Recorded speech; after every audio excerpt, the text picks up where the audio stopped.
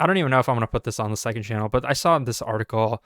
We'll see how interesting it is. We'll see if I agree or disagree with the person. But basically, a former Google manager says the tech giant is rife with fiefdoms and the creeping failure of senior leaders who weren't making tough calls. I already somewhat agree with this title, but what does that word mean? Estate of land?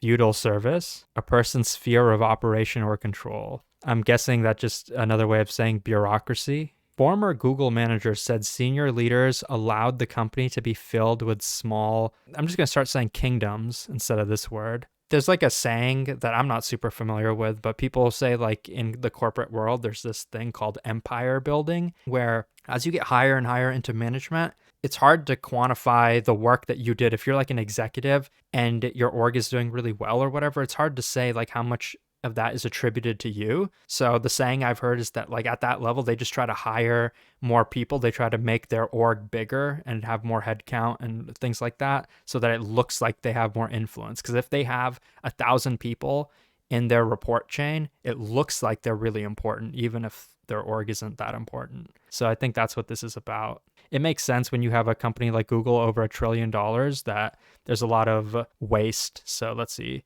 John Bellack said Google was weighed down by mid-level managers debating decisions for months.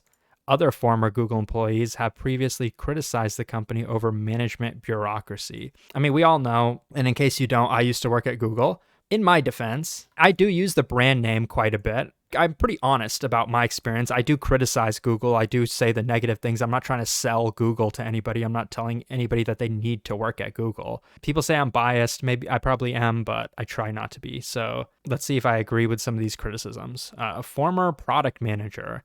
That's already a negative for me. I did not have a good experience with almost any of the product managers that I worked with at Google. Said the tech giant suffered from management bureaucracy filled with small kingdoms that weighed the company down over decisions that senior leaders failed to make. That's definitely true. There was definitely a lack of decision making. Can't really talk about it, but there was this big project that I was working on. It was a very, very big project, and it got canceled, which is why I can't talk about it. But oh my God, that project was a complete mess, like a management mess. We would report to the meetings. When I say we, I mean the engineers.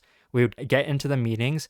We'd find out, okay, the whole execution plan, we're going to do this, this, and this. The plan changed overnight. And okay, we're in the weekly meeting. Plans changed. Okay, fine. We're going to learn what we should do in the new plan. Great. Next week, different plan again. It's just crazy. It's like these decisions are just coming out of nowhere and things just keep changing. There's so much indecisiveness. That was the experience with that project. During the project, I was just thinking, maybe this is just how big tech is. Maybe it's just really messy. But no, it was awful and it got canceled for a reason and probably should have been canceled a lot sooner. I might have told this story before, but I went into a meeting once. It was a small meeting, 4 people. There was like the PM on this project and the tech lead. He was like a staff engineer. We were in a meeting and we had like the timeline for this project set for a while. And we had like the due dates and everything. And me and somebody on my team were coding it up. And this PM and this like tech lead / manager on the project, they didn't even know what the plan was. Like one of them thought it was one thing and the other guy thought it was something else. I could not believe it in the meeting. I genuinely could not believe it. And so that's some of the dysfunction I experienced. Let's see if this is any different. He was at Google for 15 years, a lot longer than I was, and he joined because his startup was acquired. So he didn't have to pass any leak code interviews, and he criticized the management culture in a Threads post. Could have been Twitter. At least with Threads, you can read it without having an account. Let's see what he said. In my 15 years, I saw kingdoms a lot, but engineer was rarely the root cause, and PM was rarely the solution. Okay, and I think he was a PM, so he can't be biased against himself. It was a creeping failure of too many senior leaders who lost the incentive ability to make tough calls or resolve team conflict. Decisions that should have been made promptly by VPs or SVPs were dragged out for months of circular debate, mid-level managers using junior people as cannon fodder.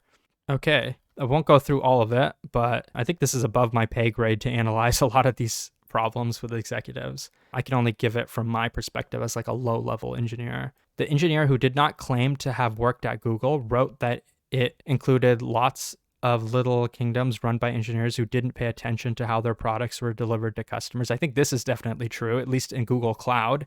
There were plenty of times that people, including me, we just didn't deeply understand the product, because especially when it's like developer tools and cloud products, it's really hard to understand like the use case of a customer unless you're already using that product. I've talked about it. I worked on a product called Cloud Data Flow. It's like for big data processing. I never had a business need to use it. I probably wouldn't ever use this in a personal project either. I probably would use Spark. So the use case of somebody using this, the audience, the total market is pretty small. So it's a very niche product. So trying to understand how to make it better when you don't yourself use it is very, very hard. And that's the nature of a lot of like cloud products. They're really obscure. They said this territorial culture meant Google sometimes produced duplicate apps that did the same thing or missed important features its competitors had.